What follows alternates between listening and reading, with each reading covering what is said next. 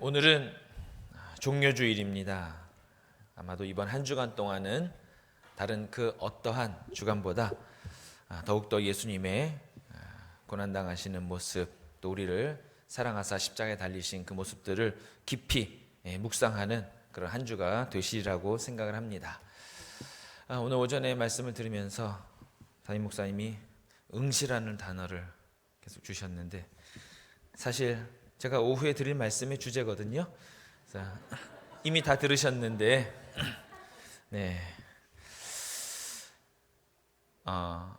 오래전에요, 그 그림책인데 한동안 인기가 있었던 그림책이 있습니다. 원리를 찾아라. 원리를 찾아라. 어떻게 하셨어요? 대단하신데. 원리를 찾아라. 그래서 제가 한 편 갖고 왔습니다. 원리 좀 찾아주시기 바랍니다. 저기 맨 왼쪽 위에 저렇게 생긴 아이를 찾으면 됩니다. 근데 제가 저 그림을 놓고요, 정말 한참을 찾다가 못 찾고 할 수 없이 저희 아들을 데려다가 찾으라고 그러니까 또 계속 못 찾더라고요. 그래서 저희 아내한테 찾아보라니까 잘 찾아요. 왜냐하면 이게 하도 유치원에서 단련이 돼가지고 숨은 그림 찾기를 잘한다는데, 한 단계만 넘어가면 이제 저기 있는데, 저 그림에서도 찾기 어렵죠. 근데 저렇게 포인트를 찍어드리면 찾을 수가 있습니다. 드디어 원리가 저기 있습니다. 다음 한번 클릭해 주시면 원리가 어디 있는지 보이시나요? 이제는 보이시나요? 한 번 더 클릭해 주세요. 어디 있는지 아시겠나요? 찾기가 그리 쉽지 않습니다. 이제 그만 보셔도 됩니다. 계속 보시면 머리 아픕니다. 아주 조그맣게 그려놨기 때문에요, 참 찾기가 쉽지 않습니다. 눈을 부릅뜨고 한 부분씩 이렇게 꼼꼼히 찾아서 한참의 시간을 투자해야 원리를 간신히 찾을 수가 있습니다. 근데 신기하게도요, 한 번 원리를 딱 찾고 나잖아요. 그러면 그 다음에는 고민할 필요가 없습니다. 넓은 화면에 수백 명의 그림이 있지만 한 번만 딱 찾고 나면 원리가 한눈에 딱 보이게 됩니다. 아무리 복잡한 장면이라도 원리만 눈에 들어오게 되어 있습니다. 숨은 그림 찾기가 다 그런 것 같아요. 찾기 전에는 굉장히 어렵잖아요. 근데 숨은 그림 찾기에서 한 번만 딱 발견하고 나면 그 다음부터는 그것이 눈에 들어오게 되어 있습니다. 학교에 보면 3월 달에 입학식을 합니다. 교복 입은 학생들이 빼곡히 강당에 있으면요, 다 그 아이가 그 아이 같아요. 생긴 게 다 뭐 비슷비슷하고 잘 모르는 아이들이 있으면요, 도무지 모릅니다. 근데 놀랍게도 부모님들이 오시면요, 귀신같이 알아냅니다. 아무리 아이들이 많이 있어도요, 알아내는데 진짜 신기한 건 뒷모습 보고 알아본다는 거예요. 머리를 똑같이 깎았는데 뒷모습 보고 어떻게 알아보죠? 그리고 걷는 걸음걸이를 딱 보면 안 돼요. 자기 아들인지 아닌지. 그게 부모님의 마음인 것 같은데, 제가 한동안 사진을 찍는 걸 굉장히 좋아했습니다. 그래서 사진을 어떻게 하면 잘 찍을 수 있을까 해서 책을 사서 책도 많이 보고, 심지어 학원에도 다녀보고요, 어떻게 하면 좋은 사진을 찍을까 공부를 정말 많이 했습니다. 오늘 그렇게 공부한 것을 무료로 오늘 개방하도록 하겠습니다. 사람들이요, 처음에 사진을 찍을 때는 맨 처음에는 사진의 이 앵글 있잖아요, 사각의 앵글 속에다가 넣고 싶은 게 너무 많아요. 그래서 사진 찍을 때 카메라를 들이대면서 5만 가지를 다 찍고 싶어 합니다. 그래서 어떻게 하면 그 속에 많은 것을 담을 수 있을까를 연구합니다. 그게 제일 초보자의 단계입니다. 어떻게 하면 이 사진 안에 정말 많은 것을 담을 수 있을까?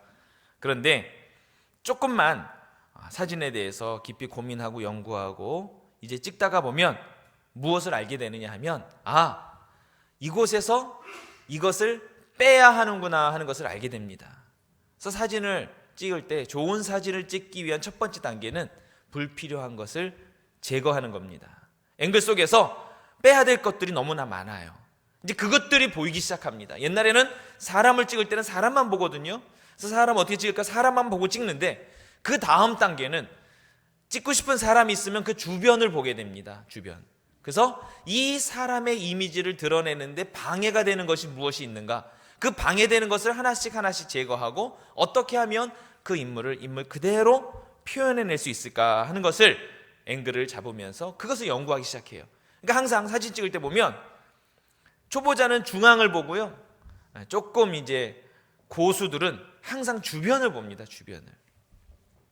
그래서 사진을 찍을 때도요, 전문 용어로 아웃포커싱이라는 게 있어요. 가끔 보시면 사진 이렇게 찍을 때 사람이 선명하게 나오는데 뒤는 뿌옇게 나오는 거 있죠. 그건 이제 아웃포커싱이라고 그래요. 포커스를 사람에게만 맞추고 나머지는 포커스를 흐리게 해서 찍고자 하는 그 사람을 도드라지게 보이게 하는 겁니다. 사람은 선명하지만 배경은 뿌옇게 되는 것. 뭐 풍경도 마찬가지죠. 처음에는 넓은 풍경을 있는 그대로 다 담고 싶어 하지만 찍다가 보면 그 풍경 안에서도 불필요한 것들을 하나씩 제거해 나가기 시작합니다. 제가 한국의 많은 곳을 다니면서 풍경 사진을 찍었어요. 근데 저는 정말 이 풍경 사진에서 없었으면 좋겠는 게 있어요. 근데 한국에서 정말 그런 장면을 보기가 어렵습니다. 이걸 빼고 싶은데 뺄 방법이 없어요. 혹시 뭔지 아십니까? 예? 전봇대입니다. 전봇대. 정말 아름다운 풍경을 찍고 싶어요. 저는 전국을 다닙니다. 근데요, 산속에도 거의 조금만 이렇게 풍경의 앵글을 넓게 잡잖아요. 전봇대 없는 곳은 없습니다. 사람이 사는 곳에는 다 전봇대가 있어요. 전깃줄을 빼고 싶은데 전깃줄 없는 곳이 없어요. 어쩌다 외국에 한번 나가서 깜짝 놀랐어요. 야, 이 넓은 광활한 곳에 전깃줄이 하나도 없다니. 아마 여러분은 잘 못 느끼셨을 수도 있어요. 근데 사진을 찍다 보면 항상 이 전봇대와 전깃줄이 걸리거든요. 이것을 빼고 싶은데 뺄 수 없어요. 이게 풍경을 찍다가 그 다음 단계는 뭐냐면요, 이제 점점점 앵글이 좁아져서 점점점 작은 것을 찍게 됩니다. 그래서 이제 유식하게 이제 이걸 접사라고 해요. 접사. 가까이 다가가서 줌을 당겨서 줌인해서 작은 부분을 찍는 거죠. 가장 대표적인 게 꽃, 그 다음에 뭐 곤충, 뭐 이런 것들 찍게 됩니다. 아주 작은 주제에 몰입해서 사진을 찍게 되죠. 꽃도 한 송이를 찍다가 나중에 꽃잎 하나를 찍고 조금 더 좋은 장비를 구하면 암술, 수술, 그 속에 매달려 있는 눈에 보이지 않는 물방울, 그런 것들을 막 찍게 되죠. 계속 깊이 한 지점에 응시해서 그것에 집중하게 됩니다. 이렇게 한 점에 집중하는 이 줌인에 들어가는 이것을 접사라고 하는데 굉장히 매력적인 사진인 것 같아요. 요즘에는 아이들이 하도 이렇게 확대를 이런 걸 많이 하잖아요. 꼬마한테, 요즘 아이들한테요, 이제 막 이제 서너 살, 대여섯 살 된 아이들한테 이제 동화책을 처음 읽어주려고 줬더니 아이들이 그런데요. 동화책을 받아들고 여기 예쁜 그림이 있는 거예요. 예? 책을 보면서 애들이 자꾸 이런대요. 뭔지 아시죠? 이 책이 왜 확대가 안 되지? 이거 보고 싶은데 그림이. 하도 스마트폰을 보니까 요즘 아이들이 그러더라 하는 그런 이야기를 많이 들었습니다. 이 말씀을 드리는 이유는 뭐냐면요, 이번 한 주간 특별히 오늘 종료주일을 보내고 고난주간을 맞이하게 되는데, 이 한 주간 여러분의 모든 시선이 주님을 응시하고 또 주님께 이렇게 줌인해서 들어갈 수 있는 한 주가 될 수 있기를 바랍니다. 여러분의 일상적인 것들 우리 늘 갖고 살 수밖에 없지만 이번 한 주는 정말 주님께 모든 것을 올인할 때 불필요한 것들을 하나씩 제거하고 오직 주님만 바라볼 수 있는 고난주간이 될 수 있기를 간절히 부탁을 드립니다. 여러분, 종료주일이 다가오면 무슨 장면이 떠오르십니까? 오늘 오전에도 말씀을 드렸지만 오늘 요한복음 12장 12절 13절에 보면 이런 말씀이 나옵니다. 이튿날에는 명절에 온 큰 무리가 예수께서 예루살렘을 오신다는 것을 듣고 종려나무 가지를 가지고 맞으러 나가 외치되 호산나 찬송하리로다 주의 이름으로 오시르니 곧 이스라엘의 왕이시여 하더라. 예수는 한 어린 나귀를 타고 가시니 이는 기록된 바 시온에 따라 두려워하지 말라, 보라 너는 너의 왕이 나귀 새끼를 타고 오신다 함과 같더라. 요것을 여러분 눈을 감으시고요, 한 장면을 영화를 보듯이 그림을 그리시는 겁니다. 여기에 여러 사람들이 등장합니다. 첫 번째 등장한 것은 명절에 온 큰 무리. 빨리 그림을 그리세요. 명절에 온 큰 무리, 적은 숫자는 아닌 것 같아요. 많은 이들이 모여 있습니다. 그 중에서도 특별히 예수님께서 예루살렘으로 오신다는 소식을 듣고 온 사람들이 있었어요. 일반 무리에 또 예수님을 만나러 온 무리들. 그 무리들 가운데는 종려나무 가지를 손에 들고 있습니다. 그리고 나가서 외칩니다. 호산나 찬송하리로다 주의 이름으로 오시는 이여. 그들 가운데로 제자들과 함께 나귀를 타신 예수님이 등장하시게 되죠. 유월절 명절 예루살렘에 많은 무리들이 화면 속에 등장하고, 또 예배를 드리기 위해서 성전에 올라가는 이들, 오랜만에 가족을 만난 사람들도 있을 것이고요, 친구들과 읍내에 놀러 나온 청소년들도 있을지 모르겠습니다. 또 명절을 준비하기 위해서 음식장만을 위해 시장을 들른 안악들도 있을 것이고, 그 중에는 예수님의 소식을 듣고 예수님을 보기 위해 몰려든 예수님을 맞이하러 온 사람들도 있을 것입니다. 그들 손에 들려있는 종려나무 가지, 또 예수님을 수행하는 제자들, 예수님을 태운 나귀, 모든 복잡한 장면이 한 앵글 속에 다 담겨져 있습니다. 초보자의 시선으로 이 모든 앵글을 보았다고 한다면 이제 이 장면 속에서 하나씩 가장 불필요한 것들부터 제거해 나갔으면 좋겠어요. 그리고 여러분의 모든 앵글을 예수님께로 줌인해서 들어가면 좋지 않을까 생각합니다. 각자의 삶에서 분주한 주변의 예루살렘 사람들, 그 사람들을 하나씩 지어나가 보십시오. 그리고 예수님을 향해 호산나 다윗의 자손이여 외쳤던, 손에 나뭇가지를 들고 있는 이들도 하나씩 제거해 나가고, 그리고 예수님의 나귀 새끼를 끌고 가던 제자도 제거하고, 심지어 그 나귀까지도 제거해 나가고 나면 예수님 한 분이 남게 됩니다. 예루살렘 성을 향해서 들어오시는 그 예수님의 모습, 그 예수님의 모습에서 예수님의 얼굴로 줌인에 들어가면 어떻습니까? 예수님의 눈동자에서 여러분 무엇을 발견할 수 있습니까? 호산나를 연호하는 사람들 앞에 예수님의 흐뭇하고 행복한 모습이 보이십니까? 예루살렘에 입성하시는 예수님의 얼굴에서, 아니 그 얼굴 중에서도 예수님의 그 눈동자로 줌인에 들어간다면 아마도 우리는 예루살렘을 안타깝게 보시는 예수님의 마음을 읽을 수 있지 않을까 생각합니다. 누가복음 19장에는 이런 표현이 있습니다. 이미 감람산 내리막길에 가까이 오심에 제자의 온 무리가 자기들이 본 바 모든 능한 일로 인하여 기뻐하며 큰 소리로 하나님을 찬양하며 이르되 찬송하리로다 주의 이름으로 오시는 왕이여 하늘에는 평화여 가장 높은 곳에는 영광이로다 하니. 이것도 전부 다 오늘 종려주일의 장면입니다. 무리 중 어떤 바리새인들이 말하되 선생이여 당신의 제자들을 책망하소서 하거늘 대답하여 이르시되 내가 너희에게 말하노니 만일 이 사람들이 침묵하면 돌들이 소리 지르리라 하시니라 하는 말씀까지 6월 종려주일 예루살렘에 입성하시는 예수님의 모습을 표현하면서 41절에 보면 가까이 오사 성을 보시고 우시며 이르시되 너도 오늘 평화에 관한 일을 알았더라면 좋을 뻔하였거니와 지금 내 눈에 숨겨졌도다. 이러한 예수님의 모습, 예수님의 안타까움의 눈물을 우리에게 보여주고 있습니다.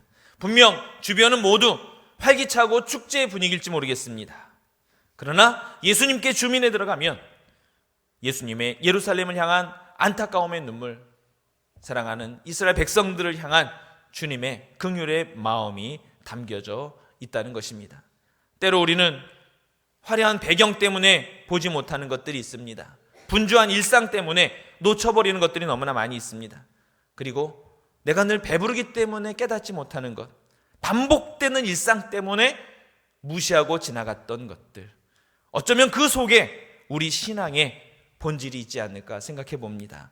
이번 고난주간 우리의 그러한 것들을 하나씩 제거해 가면서 예수님 모습 앞에 조금 더 가까이 나아갈 수 있는 여러분이 될 수 있기를 간절히 부탁을 드립니다. 예수님의 모습에는 아마 이런 모습이 있을 겁니다. 성전에다 탁자를 갖다 놓고 환전소를 차려서 그런 환전하며 수수료를 받고 자기의 이익에만 관심을 갖고 있는 자들을 향한 주님의 분노의 눈빛도 우리는 발견할 수 있어야 합니다.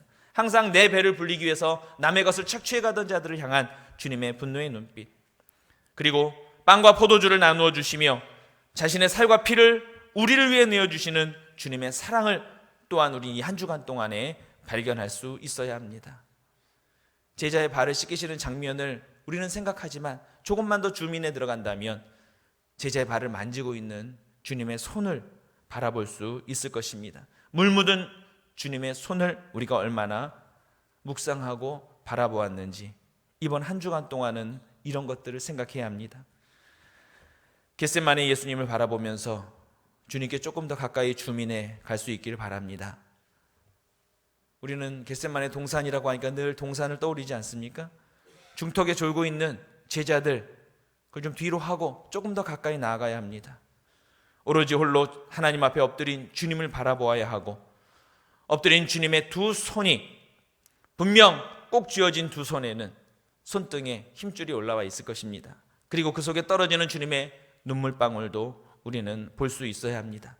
어쩌면 그것이 투명한 눈물이 아니라 말씀처럼 어쩌면 그것이 붉게 떨어지는 핏물같이 보이는 그 눈물을 우리는 그 한 방울 속에 하나님의 사랑과 주님의 아픔을 함께 우리가 느낄 수 있어야 이번 고난주간을 의미 있게 보내는 것입니다. 매일매일 말씀을 묵상하며 온전히 나의 일상의 분주함을 하나씩 제거해가고 주님께 주민해가는 한 주가 되기를 간절히 부탁을 드립니다. 보통 일반적으로 교회는 이 사순절 고난주간에는 금욕적인 삶을 살아왔습니다.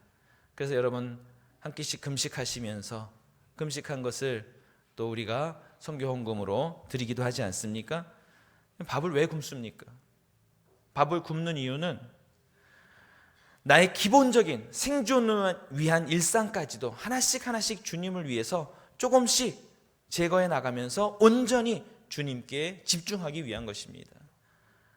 고난에 동참하는 것도 있지만 일상을 하나씩 비워가면서 그 일상 속에 주님을 채워나가도록 노력하는 것이 바로 이 사순절 고난주간에 우리가 해야 할 일인 것입니다. 주님을 향해서 집중하지 못하도록 하는 것들, 그러한 일상들이 만약에 있다면 분주함을 좀 버려야 되고, 때로는 그것이 텔레비전이 될 수도 있겠고요, 인터넷이 될 수도 있겠고, 우리의 즐거운 오락생활이 될 수도 있을 것이고요, 심지어는 그것이 나의 식탐일 수도 있기 때문에 우리는 일상적인 식사까지도 조금 뒤로 한 채 온전히 주님께 집중해 보는 것입니다. 때로는 우리가 본질을 잊고 주변적인 것들로 만족하며 살아갈 때가 너무 많았던 것들을 깨닫게 됩니다. 하나씩 우리가 좀 금욕적인 생활을 한번 해보다 보면 이거 없이도 잘 살 수 있었는데 왜 우리는 지금까지 이것이 본질인 것처럼 착각하며 살아왔을까 하는 것들이 너무나 많이 있습니다. 삼시세끼 안 먹으면 꼭 죽을 것처럼 생각했지만요, 한 끼씩 금식하면 몸도 가벼워지고 굉장히 좋습니다. 굳이 노력하지 않아도 저절로 다이어트도 되고요, 참 좋은데 우리는 세 끼 안 먹으면 죽을 것처럼 살아왔어요. 우리의 모든 생활이 그런 것 같아요. 이거 아니면 안 될 것 같았던 모든 것들이 사실은 주님 앞에서 때로는 없어도 상관없는 것들이 많이 있다고 하는 사실입니다. 또 어쩌면 본질 때문에 고통스러운 것이 아니라 주변적인 것들 때문에 고통을 당했을 때도 굉장히 많이 있습니다. 어떤 이들은 신앙생활의 본질이 무엇인가 할 때 교회에서 맡겨진 직분을 감당하는 것 자체가 행복인 것으로 알고 사는 분들이 가끔씩 있습니다. 또 거꾸로는 교회에서 주어진 직분 때문에 너무 힘들고 고통스러워하는 분들이 있는 경우도 보게 됩니다. 때로 어떤 분들은 교회에 오실 때 보면 사교적인 친교 모임으로 오시는 분들도 있더라고요. 제가 아는 분들도요, 어떤 교회는 축구부가 있어서 남자분들은 축구하러 교회에 오신 분들도 있고, 본질에서 좀 벗어났지만 때때로 우리는 주님께 이렇게 나올 때가 있지 않는가 하는 것을 생각해 봅니다. 여러분의 신앙생활의 본질이 어디 있습니까? 우리가 주님을 앞에 주님을 응시하고 주님께 주민에 들어가서 온전히 우리의 삶의 중심에 주님이 계셔야 되는데, 혹 본질적인 것이 아닌 것들 때문에 우리가 그것을 소중하게 여기기도 하고 그것 때문에 힘들어하기도 하고 이런 신앙생활을 하고 있는 것은 아닌가. 온전히 우리의 시선을 주님께 둘 수 있어야 합니다. 신앙의 본질로 돌아가야 합니다. 십자가의 보혈이 우리의 구원의 근원이라고 하는 사실을 우리는 다시 한번 생각하며 그 주님의 십자가 앞에 온전히 모든 것을 버리고 나아갈 수 있어야 합니다.